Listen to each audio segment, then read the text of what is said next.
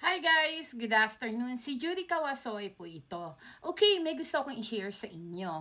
So, yung mga bayaran sa pag-apply ng visa status or residency status ay status of residence yan ay mababago na po simula April 1, 2025. So itong picture or photo na sinend ko sa inyo ay galing mismo sa Nagoya Regional Immigration Services. Ayan. So sinave ko siya at ito nga sinishare ko sa inyo. No? Ito ay isinare ng Nagoya Immigration sa iba't ibang lengguwahe. So, kung mayroon kayong kaibigan na Brazilian siya or Chinese, pwede nyo po itong tingnan sa page na Nagoya Immigration para i-check.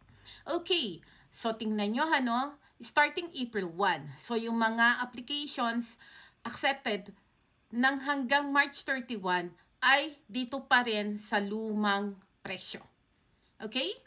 So, isa-isahin natin. Permission to change status of residence na dating 4,000 yen ay magiging 6,000 yen na. Tataas siya ng 2,000 yen, 5,500 yen kapag ka online. Kung sino yung mga gumagawa ng online application. I don't have any experience sa online application. Hindi ko pa po nagagawa yan, kaya hindi ko po alam. Pag-aaralan ko pa lang po. Permission to extend period of stay is 4,000 yen, magiging 6,000 yen din.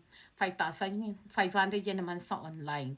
Permission to permanent residence, 8,000 yen naman, magiging isang lapad na. O, diba? Taas. Okay, lahat tumataas na talaga. Yung height ko na lang ang hindi tumataas. Kaya pinabababa ko yung timbang ko para kahit papano may bumaba naman sa akin. Just kidding. Okay, permission to re-entry. Ito yung re-entry visa permit. 3,000 yen dati. Magiging 4,000 yen na po. 3,500 sa online.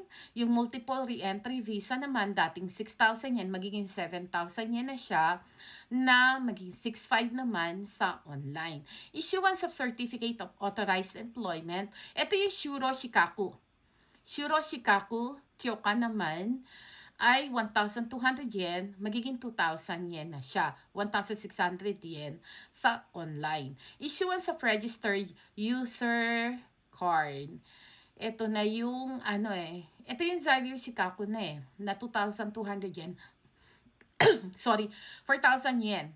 The issuance of registered user card is 1,100 yen. Ito yung pag nawala, o kaya kailangan baguhin, 2,000 yen na siya. Ito yung registered user card diba? Kapag kakailangan ng bago, no? Pagkailangan ng bago. Pero kapag ka ngayon palang kukunin, ito yung mga yan.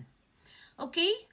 So, kung mayroon kayong mga tanong, tawag lang kayo sa Nagoya Regional Immigration Services Bureau or sa Tokyo Immigration, Osaka yan, sa Fukuoka. Lahat yan, iisa lang naman ang presyo niyan sa buong bansa, guys. Kaya, magtanong lang po kayo. Wag ho kayong mag-atubili. At iisa lang ang presyo niyan sa buong bansa. Inuulit ko ho.